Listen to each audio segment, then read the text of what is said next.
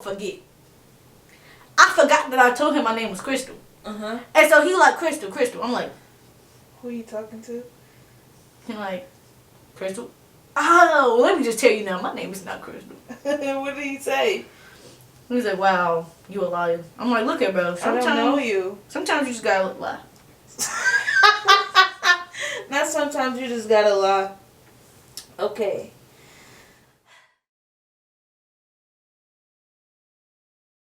Tiara, this is the first. You're the first. Are we live? No, you can smoke on here. You're the first episode of the new series on my channel called People to People. Where we just, we talk to people that we know. We being me.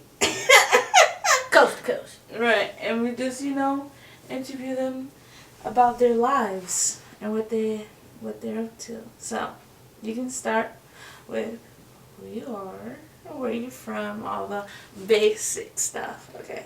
look at interview. I was a little English child.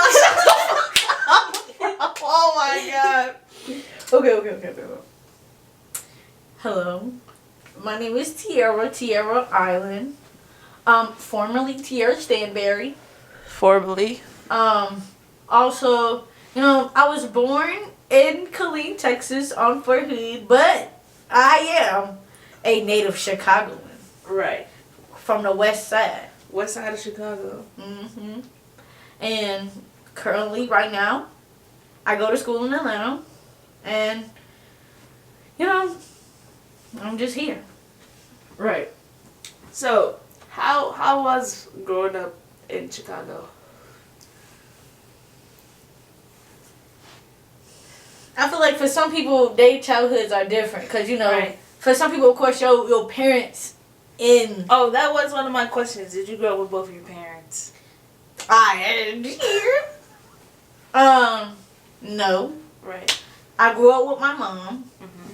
She's a lovely woman. She is. Shout out to her. She is black. And my dad is white. Yeah. Mm. How did that, How did that happen? Not how did that happen. I'm like, child, don't ask me. I don't know how he bad my mom. Yeah. But yeah, go on. How was it growing up in Chicago? It was interesting because before I grew up in Chicago, I was an Army brat, so You could speak up. I was around several places. Right. So since my mom was in the Army, I went to places like Ohio and Germany and all them places. Yeah.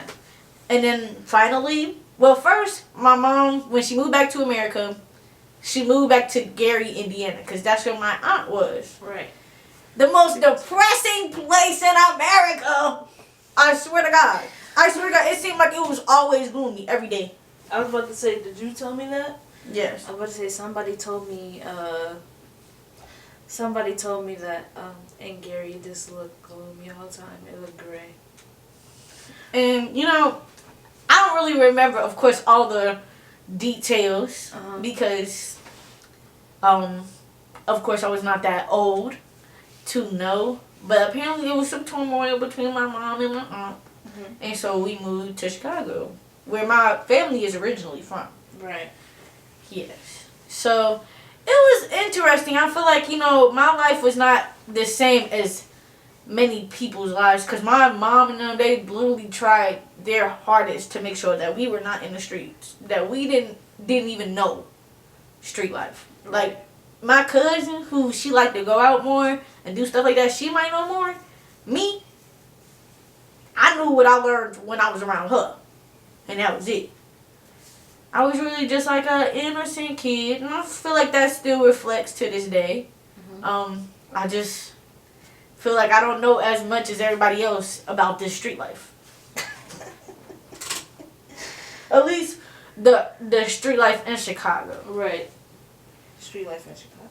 Mm-hmm. So you say you only grew up with your mom, not your dad. How did that affect you growing up? It didn't affect me towards, like, feeling like Nah. I still kind of resent my dad. I really do appreciate my mom. I don't like to talk about it much with my mom because I know she did her best. Her and her partners, they tried. But it's never the same as the person who should have been there. Who it was their responsibility. It was their obligation. And I always tell my mom this. I feel like that man, I know him, and he's a nice guy, but I do feel like he was weak for leaving my mom when he did because she was so young. Also, I feel like, you know, he has apologized and all that, but I just feel like it's not the same. Because I just wish you were there. Right. And not only that, but even now, it's like the ball is in my court to talk to him. When there are big events happening in his life that I feel like he should want to tell me. Like, having other kids. I have half siblings now, and I don't even fucking know unless I go on Facebook. Right. And that kind of bothers me. Even if you feel like, oh, I don't want to be a bother, and I don't want to talk to you because I feel like you don't want to talk to me, you should still want to tell me about those moments in your life. Right. Because maybe half of that is true. I feel like it's not more or less I don't want to talk to you. It's just I've been so used to not having you in my life, I could care more or less if you're there. You did not make yourself a important part of my life. And now that I'm a grown-up or becoming one, it's like, what? Like, you want me to just be like, oh, that's my papa? No, Papa's crazy. Papa's crazy, bro. Okay, so what's like... Okay, so what's one of your most controversial opinions? I don't think I have a lot of controversial opinions. I feel like the one that, like, boggles people's minds, which is not even that controversial, is that, like, none of this shit really matters. Right. None of the stuff that we place stake into really matters. Okay. Because it might matter now. Hell, it might even matter while you're still alive. But give it a couple years. It will not matter anymore. All this shit, all the crazy shit you did when you was young, your grandkids not gonna know that. Unless you tell them. Which I feel like you should. But at the same time, none of it matters. Because when you die, you're dead. Do what you want to do. Right. Because then when you die and you didn't do all the things you wanted to do, the worst part is you can't even experience regret, bitch. You just dead. So do what you want. Right. Except don't be a pedophile. I'm looking straight into the camera for that. Don't be a pedophile, a murderer, none of that shit. None of that crazy shit. Yeah, okay, so, like, what's, like, if you could think of a person, like, in your life, it could be anybody in your life, where you thought, like, you were talking to them, and you was like, you should have said something, but you didn't. What's, like, one thing, like, you always wanted to say, or you wanted to change? No, yeah, say. Honestly, Kato, That you've been holding in. a lot of the times, I don't hold it in, Kato. Right. Even with my mom, this is a very, explicit conversation I had with my mom. Where, I know, my mom has this big problem with me being feminine and da-da-da-da. She like to call me militant and shit like that. And that shit always bothered me with her telling me, oh, well, I didn't teach you that. I didn't raise you that. Yeah. Like that. Da-da-da-da. Yeah. I'm like, Ma. And I had to really tell her that. I'm like, Ma, them years, them formative years, where you could have been teaching me, quote unquote, my femininity and how to submit, you were submitting to a woman that showed me that I didn't want to do that.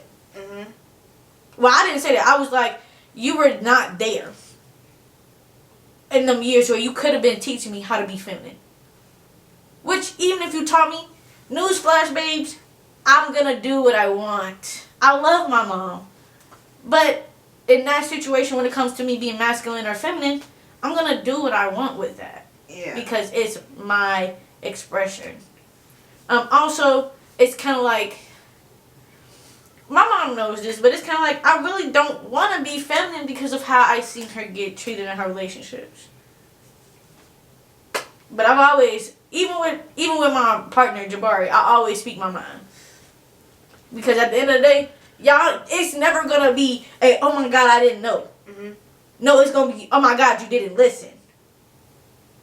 Now I'm gonna be even more mad. Right. So what do you? Hold on, let me fix this. So what do you identify as, just for the people to know? I ain't in non-binary. Right.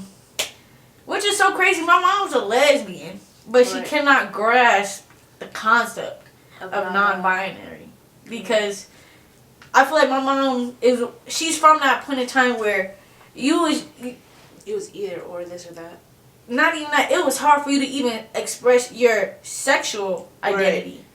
Right. You wasn't thinking, gender. Oh yeah, well I mean I know I'm a lesbian, but yeah, it was either you either a boy or a girl, right, or intersex, right. But that's a more medical thing. Yeah. So yeah, but I don't know.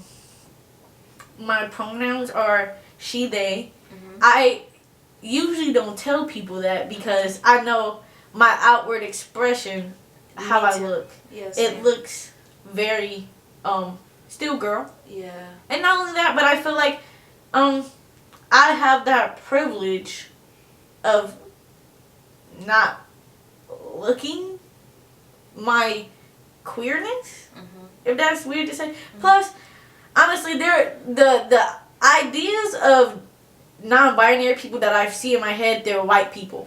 Yeah. They're white people and they look a certain way. Mm-hmm. And I know I will never be able to have that because I will always be a woman of color. Mm-hmm. People, even if I dress masculine, they're just going to see me as a stud. Yeah. And I'm still going to be seen as a woman of color. Because I would say black woman, but I know I don't look black. Yeah. So I'm going to say woman of color. Okay. No, you're fine. Black woman. Black woman. It's Black History Month. Love a black woman from infinity to infinity. Wait, how you do it with your... And again. What are you doing, Kato? The infinity sign. I've never seen that in my life, Kato. I'm so serious. This is my first time seeing that. Really? Yes. This one gang sign. But I'm just playing. Gang sign is crazy. I'm just playing. But okay. Next question. What did you want to be when you were 5 years old? I actually didn't know what I wanted to be. I didn't know what I wanted to be. What's the first thing you could remember saying you wanted to be? Or wanted to pursue? It doesn't have to be job. I wasn't thinking that far ahead in the game, Kato. Mm-hmm. So it was more like, I'm living. Right. Honestly, I didn't find out really what I wanted to be until high school. Right. So. Is it the same thing that you're still pursuing, or is it different? Yes. Because I want to be a high school educator. Right. And I want to be high school specifically because of the impact that had in my life. I was going through a lot at that time, and it was nice to have teachers that cared. That's why specifically I want to do history. Mm-hmm. Because those were the teachers that we're going to talk about this, but are you okay? Mm-hmm. And honestly, those were the classes that even through my hard times, I passed. Like, how my other freshman year, one report card, all of them was F's and D's, but my civics class was a B. So, yeah. Were your teachers that impacted you? Were they black or were they white? Some were black, some were white. Because remember I told you about this teacher, her name was Miss Christman. Mhm. She had the white husband. Yeah. And then Mr. Slushman, he was white. But he was in the Navy. So really, that's really why I was messing with him. I'm like, yeah. I'm them army, the military people, I like y'all. I like y'all. Let's see. So, like, how do you feel about the I mean, do you have anything? I really didn't have that many other questions, but did you have anything that you wanted to talk about? I don't know. I feel like, I don't know, Kata. Well, have you had anything, like, crazy ever happen to you? Or, like, got any crazy stories? No? Not none that, like, I don't think should be talked about. Uh-huh. But, I mean, my life is crazy. My family is crazy. Mm-hmm. So, the one time that I can remember something having to do with my family, you don't know Wisconsin Dells, but of course it's in Wisconsin. It's a little water park, you know, it's cool, it's what's up, you know. We went to Great Wolf Lodge, Uh-huh. and we was chilling. It was me, you know, my cousins, my mom and my grandma, my teacher, you know. All I remember was waking up and excuse me, my teacher Toya being like, "Oh yeah, we finna go." Like they was arguing at Wisconsin. It's supposed to be a family affair, and so I feel like that's one thing that stuck out in my head, and that's how I knew, like, dang. As a young kid, even when as a young kid you think the kids don't know what's going on, they know what's going on. I might not have knew every little detail, but I knew something wasn't right with my mommy and my teacher Toya and my granny. Mm-hmm. I knew. And so I feel like, of course, don't treat kids like they don't know. Also, don't fight. Also, if you're gonna fight, do it in private. And also, don't fight, get help. Please get a therapist. You might want to cut that part out. I was just rambling, kid. No, I'm not going to cut it out. Why would you not cut it? Because you're telling your story. But then, they're just going to be like, what was this girl saying? She was just talking about her ass. So, that's what the point of the video is. Say what you got to say. You know, you always think about what you're going to say if you ever get in front of a camera. And then when you do get in front of a camera, it's like, what do you need me to say? Say what you want.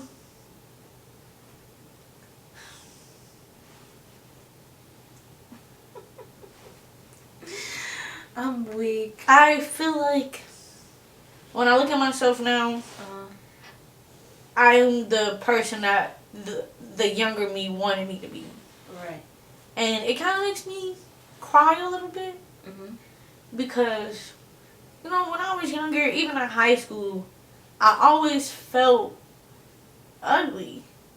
I always felt unloved, and I always felt like I didn't deserve it. Even though I knew my mom and them, they would tell me, oh, you're pretty, and I know my family loved me, but I always felt like there was something wrong with me. And so now that I'm older, and I've worked on myself, and I've realized that I'm not that bad, and I'm not in a, well, honestly, I'm not in a position where that matters anymore as well. Because now I gotta deal with adult stuff. And so sometimes it's like some of the stuff that I was worried about back then, I'm kind of glad that I don't have to worry about it now. Because I feel better about myself, I guess. I feel better about myself. And now I realize what I was worried about back then is not the worries that I have now. Like, You didn't see right. Like, like during the pandemic, I had a really bad, I don't want to say it was depression, but I was really sad. So why do you want to say it's that? Because I don't know if it was long enough to classify it as depression. Okay. Because, you could just have a real long bout of sadness. Oh, right. Okay. Okay. But it's not long enough to classify it as depression. But, yeah. And then I feel like it kind of got brought up a little bit with my professor. Her mom died. Oh, no. And so my depression was really centered around having an existential crisis. I was really sad, and for some reason I kept seeing my family at their funeral. And every time I would see it, I would cry. Like, bawl my eyes out, hyperventilate, cry. To the point, don't judge me, y'all. I had to sleep in my mama bed because I didn't want to sleep alone. And so, yeah. I had to start back talking to my therapist and stuff. Because I was really scared that I was gonna die any day, Caleb.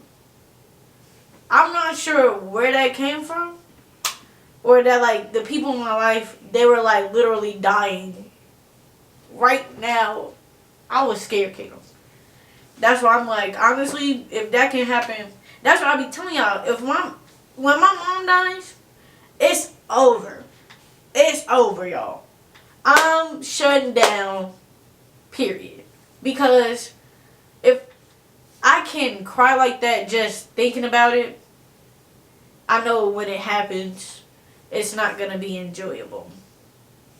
That's why I be like, y'all gonna have to help me be strong, y'all. Because I'm going to need it. That's not who I needed that to be.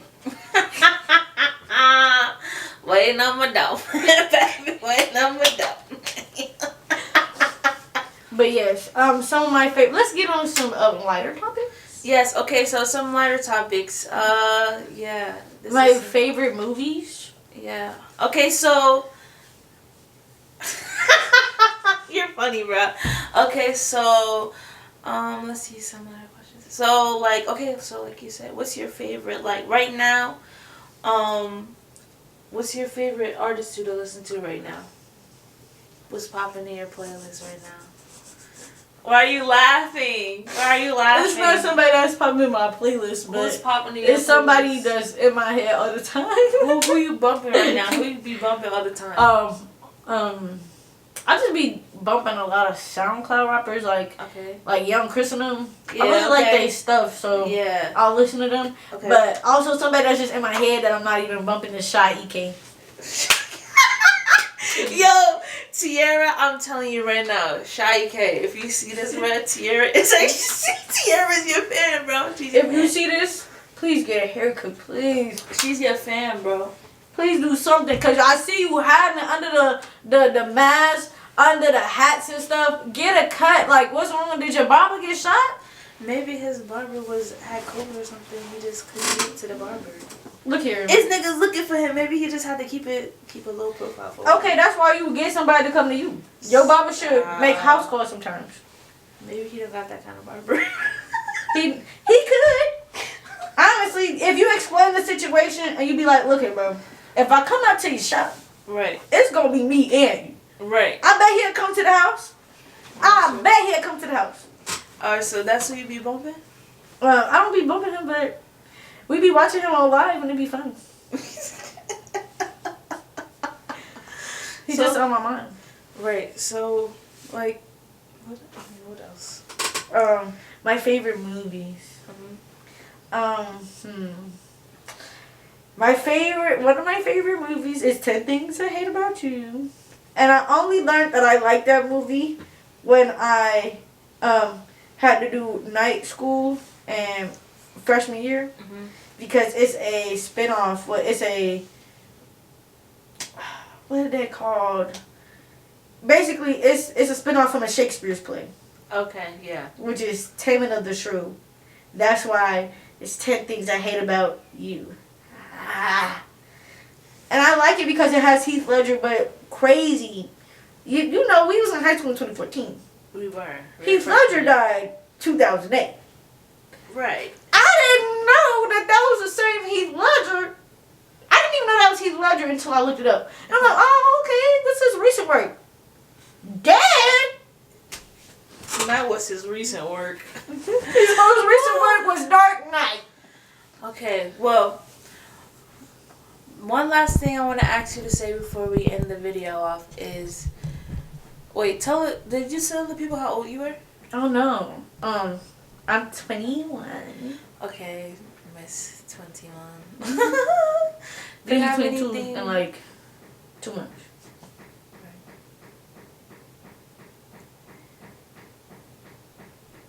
Okay. All right. So, do you have anything else? Any final piece? Any final word of advice that you would give anybody looking for some, or like that you would give to somebody younger, somebody that's trying to find their way? That you're not crazy. Sometimes how your parents treat you is wrong, and it's fucked up that you can't say what you want to say, but they can, and they can talk to you crazy. Sometimes really be verbally abusive, and it's okay. But then as soon as you say even the slightest thing is disrespect, and I just want to say you're valid in your feelings. You're valid. You're not wrong for how you feel, because at the end of the day, the only person who can tell you that you're wrong is you. And of course, evaluate the situation. But parents a lot of times feel like just because they're your child that they own you and that they can say whatever they want, do whatever they want. And sometimes that's just not fair. And all you could do is thug it out and hurry up and get the hell out of their house. That's all you could do sometimes. And when you do, get you a therapist, kids. You don't want to be a grown-up struggling with traumas. That's why your parents are the way that they are.